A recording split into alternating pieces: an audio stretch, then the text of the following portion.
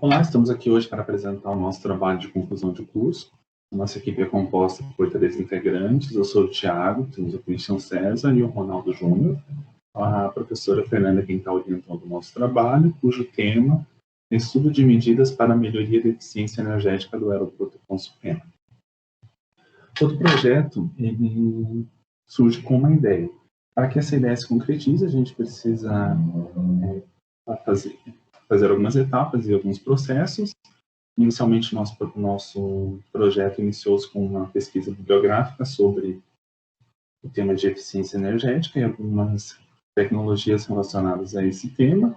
O objetivo do nosso trabalho é propor melhorias para o consumo da energia, da eficiência energética do aeroporto Afonso Pena, de forma a otimizar recursos, reduzir custos e impactos ambientais. Como metodologia, vai ser necessário coletar dados, analisar a viabilidade da aplicação das tecnologias e realizar uma viabilidade econômica da aplicação dessas tecnologias. Desde 2008, a Infraero tem uma gestão de eficiência energética voltada para a redução de custos de energia em seus aeroportos. Isso porque pesquisas indicam que 15% de todo o custo operacional de um aeroporto provém do consumo de energia elétrica. Então, dentro desse contexto, nosso trabalho está bem alinhado com a gestão da administração do aeroporto. O complexo aeroportuário do Afonso Pena foi construído em 1944. Em 1974, a Infraero assumiu a gestão do aeroporto. Ela é uma estatal pertencente ao governo federal e administra 43 aeroportos brasileiros. O Aeroporto Internacional Afonso Pena contém 2 pistas, uma com 1.800 metros e outra com 2.200 metros, 26 posições de estacionamento para aeronaves, um terminal de passageiros de 112 mil metros quadrados e uma capacidade operacional de 14,8 milhões de passageiros por ano. Ano passado, o aeroporto transportou em torno de 3 milhões de passageiros por conta da pandemia. Em anos anteriores, estava próximo de 8 milhões. Então, conforme a gente pode visualizar, o aeroporto tem uma ampla estrutura para a aplicação das tecnologias ecoeficientes. O Thiago falou, né, o início da nossa pesquisa foi sobre eficiência energética, que foi a motivação inicial da busca dos nossos objetivos de decisão do tema do nosso TCC. Eficiência energética, que é obter o mesmo resultado com um menor consumo de energia. E, embora atualmente seja um tema totalmente aderente às empresas, essa busca e essa preocupação com a eficiência energética, ela só vem ganhando corpo da década de 70 para cá, nos últimos 40 anos. E, em comparação, quando paramos para observar, conhecemos a energia elétrica e utilizamos ela há mais de 150 anos. Então, é recente essa busca pela eficiência energética. E é aderente porque a melhoria da eficiência energética ela é fundamental para o desenvolvimento sustentável, que é o que buscam todas as empresas hoje, a sustentabilidade do seu negócio. E também a eficiência energética ela integra ganhos ambientais, né, demonstra uma responsabilidade com o meio ambiente, ganhos sociais e traz competitividade para a empresa. Mas embora hoje a preocupação com a eficiência energética e o uso racional da energia ela seja bem maior do que quando começou o uso da energia elétrica, com toda certeza, ela ainda é inferior às exigências que o futuro trará, porque o consumo da energia elétrica tende a ser cada vez maior no nosso dia a dia e mais fundamental para que tudo aconteça na nossa sociedade. Então, para o nosso trabalho, escolhemos 3 tecnologias que podem ser aplicadas no aeroporto Afonso Pena para obtenção de eficiência energética, ganhos com sustentabilidade e redução de custos. Desses 3 são a iluminação a LED, a geração fotovoltaica e a implementação de sistemas de automação. Então, para a iluminação a LED, o Christian vai falar. Olá. Nessa etapa de iluminação LED, nós iniciamos explicando a estrutura básica das lâmpadas LED, sua fabricação e material constituinte. LED, que vem do inglês e significa diodo emissor de luz. O diodo é um dispositivo bastante conhecido já na eletrônica. Também explicamos o princípio físico de funcionamento das lâmpadas LED, muito importante no entendimento de como a energia elétrica é convertida em energia luminosa nesse tipo de lâmpada, fator que está diretamente relacionado à eficiência energética. Da literatura, nós trazemos pontos que embasam a discussão sobre a proposta de substituição de outros modelos de lâmpada por lâmpadas de LED. Dentre esses modelos, nós destacamos as lâmpadas fluorescentes e as lâmpadas a vapor de sódio, que são aquelas presentes no sistema elétrico do aeroporto Afonso Pena. Mas o que essas pesquisas apontam? Do ponto de vista custo versus eficiência energética, se por um lado nós temos que o custo é relativamente alto para o investimento em lâmpadas de LED, existe um ganho relacionado à eficiência, um ganho significativo, principalmente pela forma como esse dispositivo, que é o LED, converte energia elétrica. Um outro ponto importante é a durabilidade. Pesquisas mostram que uma lâmpada de LED pode durar até 4 vezes mais do que uma lâmpada fluorescente, por exemplo. Também observou-se que os custos de fabricação reduziram, principalmente em virtude do consumo progressivo desse material nos últimos anos. Um outro ponto de destaque é a economia em manutenções com as lâmpadas LED, porque essas lâmpadas não requerem equipamentos auxiliares, como acontece com as lâmpadas fluorescentes e principalmente com as lâmpadas de vapor de sódio, que utilizam reatores e esses materiais necessitam de maior manutenção.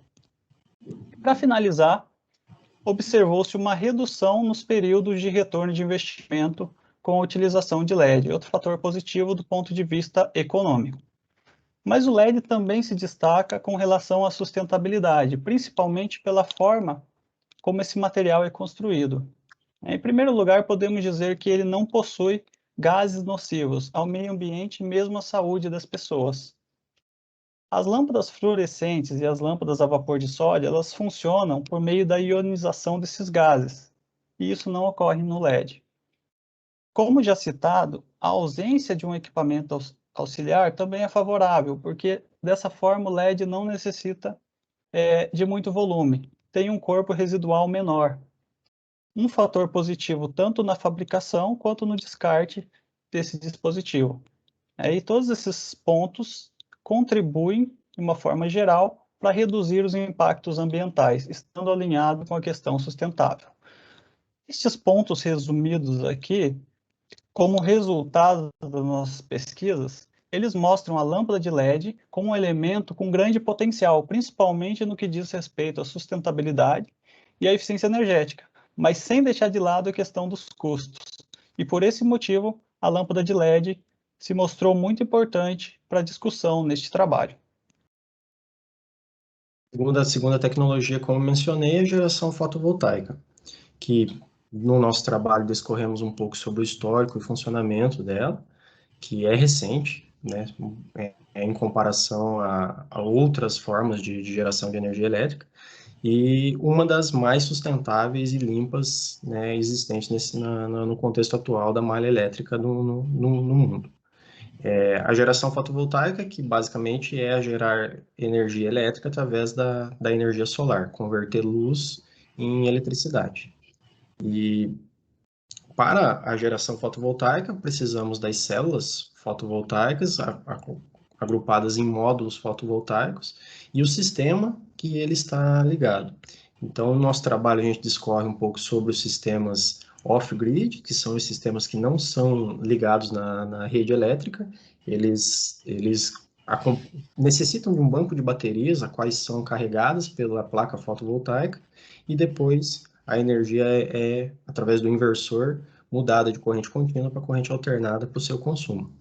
E o mais utilizado hoje em dia são a geração no sistema on-grid, que é onde a placa fotovoltaica alimenta ou é consumida diretamente no momento que está sendo gerada, ou caso não seja consumida naquele momento é devolvida para a rede de distribuição elétrica.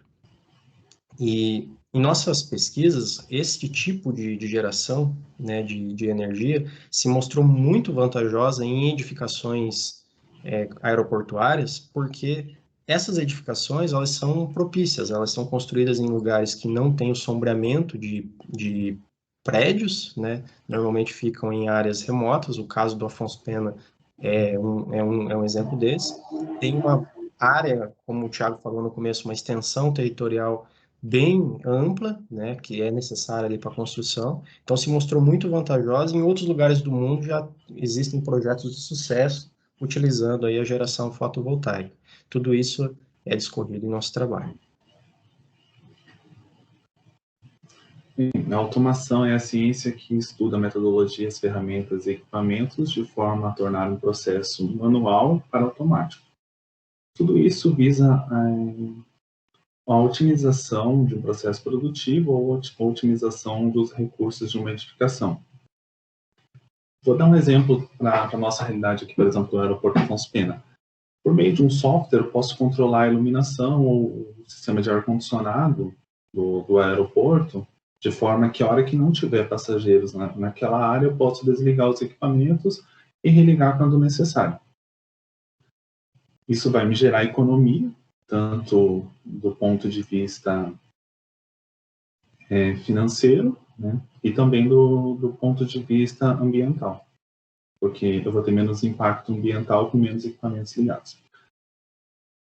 O sistema de automação é basicamente composto por um hardware e um software. O hardware é composto por diversos equipamentos, CLP, contadores, relés, sensores. O software é quem vai receber as informações desses equipamentos e vai fazer uma integração com o operador do sistema. Então, dessa forma, o sistema de automação ele vai coletar os dados em campo e vai disponibilizar para que alguém opere os equipamentos, de forma que isso pode ser executado remotamente, ou seja, não vai precisar que alguém vá até o local acionar um equipamento. Então, o sistema de automação ele integra a supervisão, a operação e o controle dos equipamentos em um único sistema, e dessa forma ele vai eliminar desperdícios da minha edificação. O cérebro no sistema de automação é o CLP. É ele que vai executar todas as ações para que o meu sistema funcione. Ele vai receber as informações de transdutores e sensores, vai processar essa informação e, conforme a necessidade, conforme a sua programação, ele vai efetuar uma ação na sua saída. Então, por exemplo, se eu for entrar no servidor e for acionar a iluminação da sala de embarque 3, por exemplo. Essa informação vai passar por uma barra de comunicação, que geralmente é um cabeamento, uma fibra ótica, ou agora também nessa virada tecnológica a gente está tendo com a indústria 4.0, está sendo utilizado o Wi-Fi. Então, o servidor vai mandar essa informação para o meu CLP, o CLP, conforme a sua programação, ele vai ler essa informação e vai interpretar. Eu tenho que desligar a iluminação do relé tal. Então, na sua saída, ele vai dar um comando que vai desligar esse relé. Então, isso visa otimizar a utilização da energia elétrica dentro do aeroporto. Dentro desse contexto ainda, além da eficiência energética, o sistema de automação vai trazer outros benefícios paralelos, como, por exemplo, redução de custos de manutenção, redução de custos de mão de obra, porque não vou precisar que alguém se desloque até uma determinada área para verificar um equipamento ou ainda para efetuar uma manobra de acionamento. Então, isso vai tornar o processo de funcionamento dos equipamentos mais eficientes e vem de encontro aqui com a gestão da Infraero e vem de encontro com o tema do nosso trabalho. Para finalizar, no nosso trabalho, as próximas etapas, o recebimento das correções do que já foi apresentado, o levantamento de dados, dados de consumo, pesquisa em campo, que será realizado com base nos dados do aeroporto, propor as soluções e adaptações necessárias para os cenários encontrados, analisar a viabilidade do projeto, principalmente do ponto de vista econômico, e, por fim, concluir o trabalho com a apresentação final. Nosso trabalho foi esse, agradecemos e até a próxima. Obrigado, professores. Até a próxima. Obrigado pela atenção, professores. Até a próxima.